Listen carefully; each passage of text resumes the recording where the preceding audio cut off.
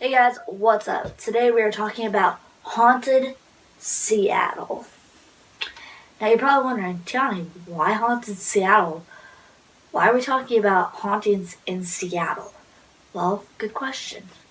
Because next month on the 9th and the 10th, I think Sinead said, we're going to take a weekend trip over to Seattle and we're going to check out some haunted places. Now, I teased you guys a little bit in a few videos back last year saying that in 2019, me and Sinead would go be checking out haunted places. Well, today we're looking at some of the haunted places that we just might be visiting. We're going to be staying at a haunted hotel, going to a place to eat that is haunted, and some other fun activities that are not haunted, but we are also going to the very haunted underground Seattle. One of the main reasons we were going to Seattle, just to begin with. But I wanted to give you a rundown on a few places that we might go that are haunted in Seattle. So, first off, one of the hotels that we might be going to.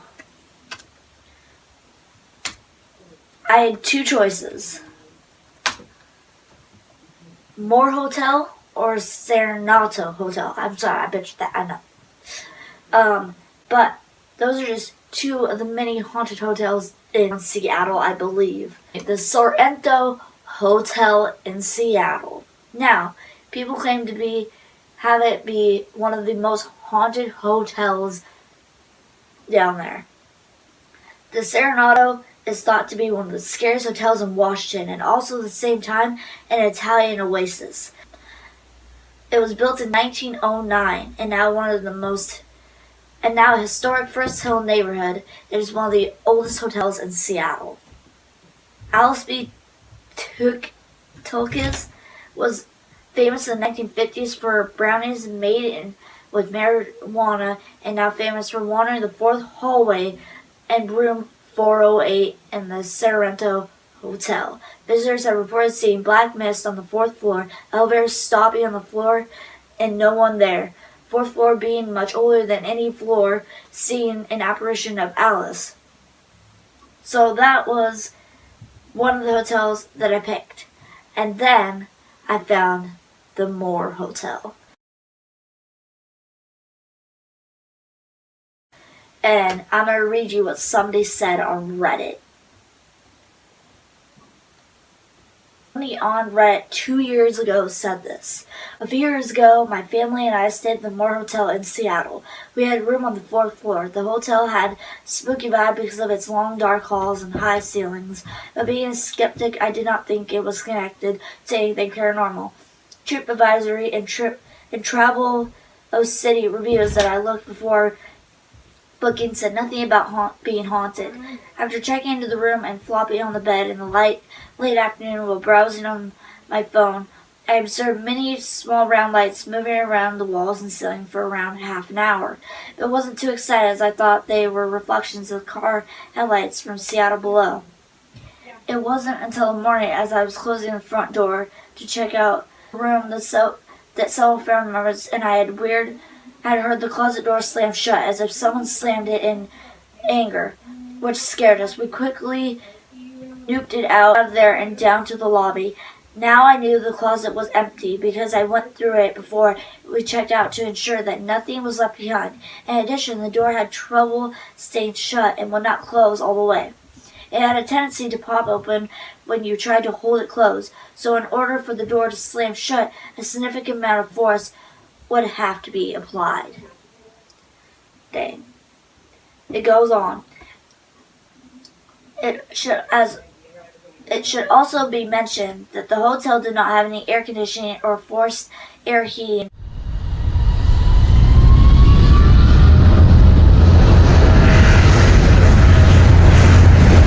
as heat came from radiators and all the windows were closed. Now, I've had a similar experience in my house where I had just come in, all the windows were shut, we were done grocery shopping, I came in, I put the bags down, and my bathroom door slammed shut. Now, I knew, even if the windows were open, that nothing, even if the windows were open, there was not enough wind to make my bathroom door slam shut. just couldn't happen. The windows were in the kitchen, and then there's a hallway, and then the bathroom is straight back to the hallway. And the windows were too far away for enough wind to be able to go and make you do that. It's never happened in the 15 years that I had lived there. And I knew it wasn't possible at all. So I knew that it was paranormal. When I opened the door, there was nothing there. But it scared the hell out of me still. At that point, it dawned on us that the hotel might be haunted. We asked the front desk clerk, who confirmed the paranormal activity had been reported on the 4th floor. So maybe one day we'll come back. If Sinead says she wants to stay at the Moore Hotel, we'll go back to this hotel and stay on the 4th floor. Just for you guys. But we have to get some likes on this video for me to be able to do that. Because going down to Seattle is fucking expensive. It continues on. My family members and I then started to share experiences of strange random occurrences during our stay that we didn't really stop to think about earlier, including a strange smoky smell emanating at times from a particular chair, hearing the door latch turn without actually seeing it turn while standing right next to it, and seeing the lights in the room. My daughter also reported hearing a deep voice laugh in the dark and the voice saying something unintelligible. It wasn't until after our stay that I googled Moore Hotel and haunting that I found out that the lights I saw were called orbs. Well, she's not very experienced then, is she? That's okay. Prior to this experience, I had never heard of an orb and did not know what they were. Well, that's a skeptic for you, I think. It also occurred to me that the room curtains had been drawn so that the lights dancing around the room could not have been headlights. From the street below later, while Googling, I found a photo of a web of orbs at the moor that looked exactly like what I saw with my own eyes. I was shaken up for weeks. The experience unnerved me, not because it was terrifying in any way, but because it contradicted what I believed, and I could not come up with any logical explanation for it. As an academic researcher, I was trained to ask the right questions, make detailed observations, and use established theory to try to explain what I see around me. Well, that method failed to provide any logical hypothesis, and that really upset my worldview. Has anyone else experienced anything weird at the moor? Well, if I can convince Shanae, Sarah, and Dennis to go to this hotel, we are definitely going to the 4th floor. I'm excited. I want to stay here. I want to stay at the Moore Hotel. Like, just reading that is what hooked me, and I was like, I gotta do this hotel. Because I want that to happen to me. And I already live in a haunted house, so I'm not even scared. I'm actually excited. But the Moore Hotel is also connected to the Moore Theater, which is also haunted.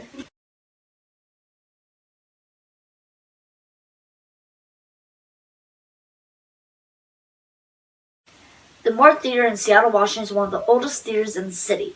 It has been used to stage acts, vaudeville performances, sorry guys, movies, boxing, and now concerts. When it comes to ghosts, it's probably better a legend-tripping destination than a ghost hunt. A brief history, I guess. First off, the Moore Theater never had traumatic events like fires suggest it would be a haunted hotspot. That's weird. It must be coming from the hotel or somewhere around the hotel that is making these happen, because it doesn't have to be connected to that one spot for that place to be haunted, as many of us know. It can come from across the street, where the ghosts just happen to go across the street and hang out or whatever. Like, completely opposite down the road could be haunted. And this place never, like it said, never had any traumatic history, so you're thinking, why would it be haunted? I don't know. Maybe the ghosts like to hang out there. Okay, so it went through as a life and place of entertainment, still positive emotions can create linkage in the ghost world. Deceased performers could come back to their favorite spots for one last gig as ghosts. That's cool. Most paranormal researchers think a seance held in the 1970s, well, there you go. That's just summoning ghosts right there, so that's probably the reason. In the late 1970s is really the trigger for hauntings. At the time, the Moore Theater served as a movie theater. The owners, Daryl McDonald and Dan Ireland, caught a few employees performing a seance. This enraged the owners, who fired them on the spot. Well, yeah, if they're summoning demons, I would fire them too. Well, you basically just up right there. Fire the employees never ended the seance. This left the ghost portal open in the building, which means that portal is still open today. Damn. Unless somebody went back in there and ended it, or whatever. No wonder the place is haunted. You can ghost hunt the Moore Hotel if you get approval from management. Oh, I know what we're doing. If I can convince Shanae.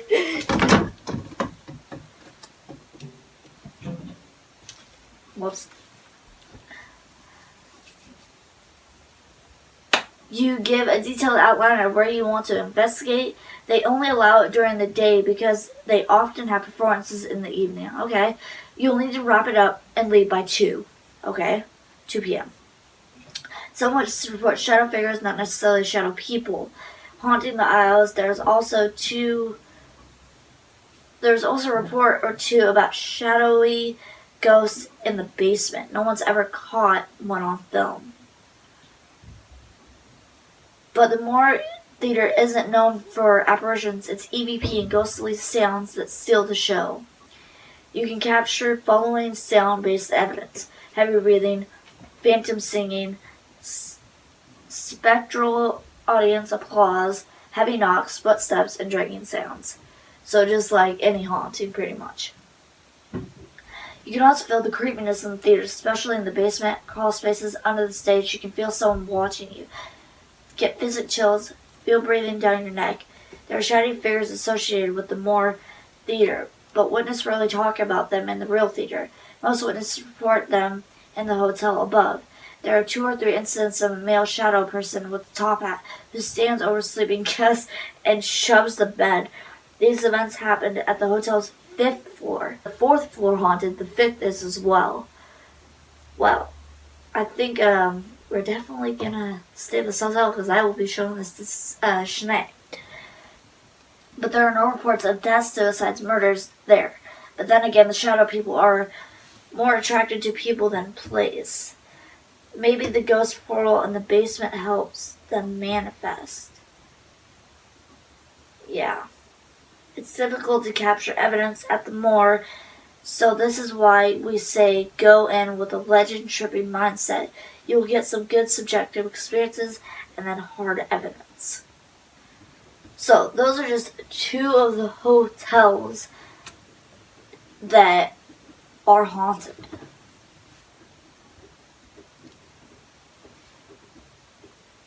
So there's this website that I found that is called Curbed Seattle.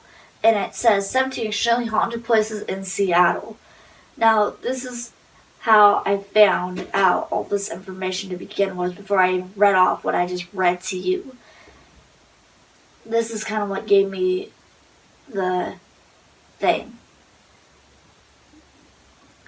So, Hotel Andrea. Another hotel that is haunted.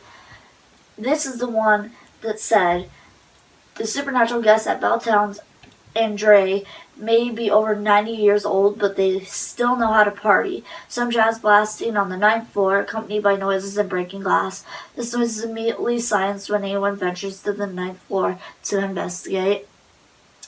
Which I also want to stay at that hotel, but the Moore Hotel sounds a lot more interesting. Another frequent occurrence is the sighting of a woman wearing 1930s clothing. She commonly appears when guests are laying in bed. Once spotted, fades away. She is believed to be a former hotel employee who fell to her death from a hotel window in the 1960s. That's sad. So, there's also Mayflower Park Hotel, Seattle. Throughout the years, the sightings of supernatural greeter have been reported. In multiple unrelated incidents, guests have reported disturbances while staying in room 1120. One guest staying in the room told Seattle Times, "I feel as if someone is there with me." Oh, that's not creepy at all. But I've had that feeling so many times that wouldn't even faze me at this point. Kel's Irish Restaurant, which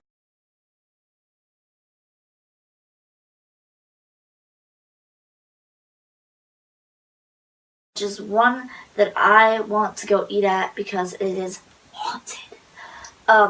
It's been called one of the most haunted bars in America. Yeah.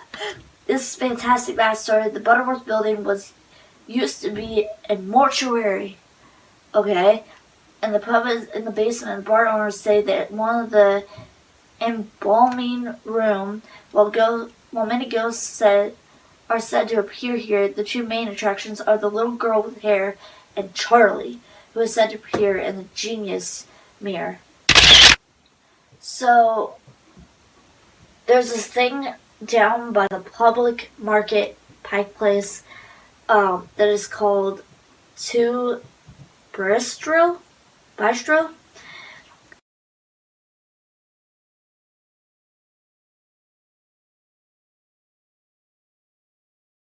Anyway, glasses have been known to go flying off shelves behind the bar for no reason. Some say there's a ghost who lives in the mirror in the dining room, like to show up in photographs that you only notice later. There's apparently a lady who floats through the hallway. Perhaps it's the same woman.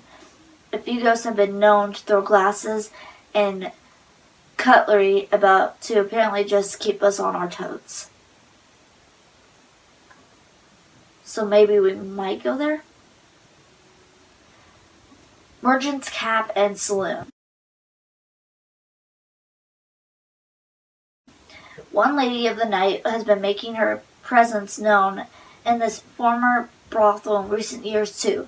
Strange encounters have supposedly included slamming doors, moving objects, restroom faucets that appear to turn on and off without assistance, and sighting a full-on apparition. Cadillac Hotel.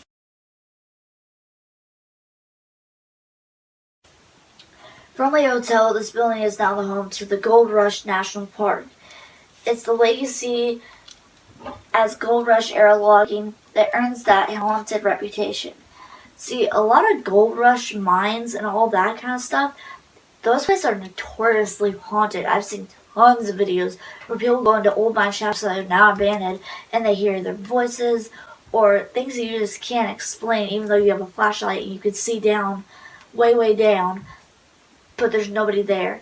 And all of a sudden you'll hear these loud bangs. But it's abandoned, right? So where would that be coming from? It's haunted.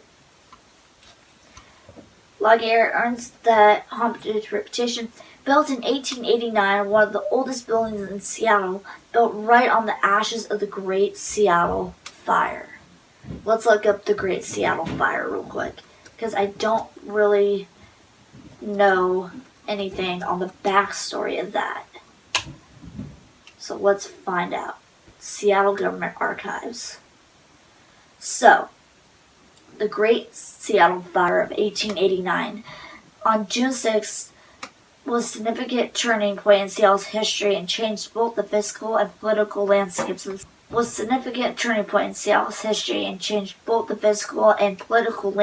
the city. The fire started at 2:30 p.m. and paint and woodwork shop at Front and Madison, and over the course of the next 18 hours swept southward across 100 acres of Seattle business district and waterfront. The fire left little standing in the wake, consuming buildings, docks, wooden sidewalks, and anything else consumable. Losses from the conflagration were estimated at $20 million. Holy Shit, that's a lot of money, especially for today, and even back then, that's like, holy crap. Like, that's triple of what it would be right now.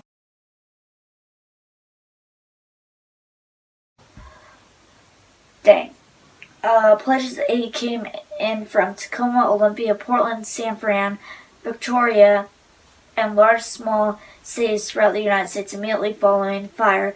Business reopened in makeshift tents. Building reconstruction began.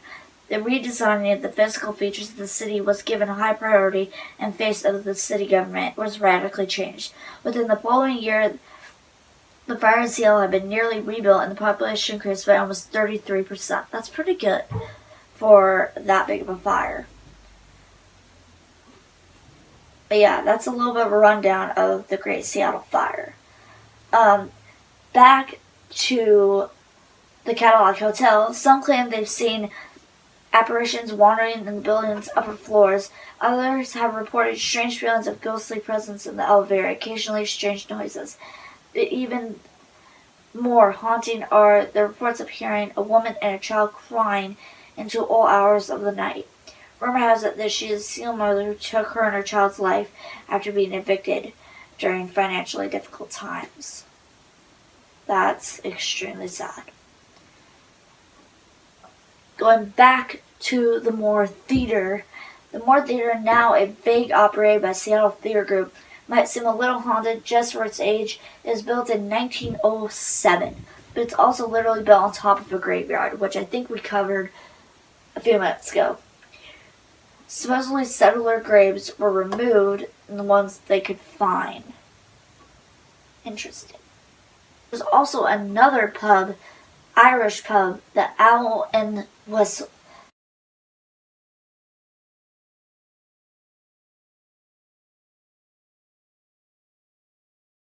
Thistle dates back to the 1930s. The building started out as a cafeteria, became a Cajun restaurant, and in 1991 was purchased by a new owner and became the Owl and Thistle Pub. It changed hands one more time, but still remains the most popular Irish pub. It also has a ghost that likes to play on the piano when very few people are around. The feeling of someone around is another claim made by staff members. Now, Shanae is saying that she wants to go to a cemetery, which I'm not game for at all, because I don't want anything following me home. But for Shanae's sake, because I know she'll probably end up watching this, Grand Army of the Republic Cemetery.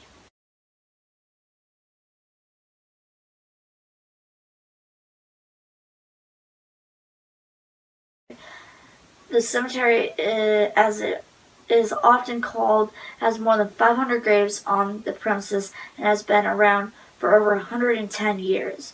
People may have spent time at the cemetery reported hearing sounds of shouting and crying. I wouldn't doubt that. It's an army. The source of these sounds are said to be the many soldiers of the Civil War and World War I. They call the cemetery their final resting place. Harvard Exit Theater.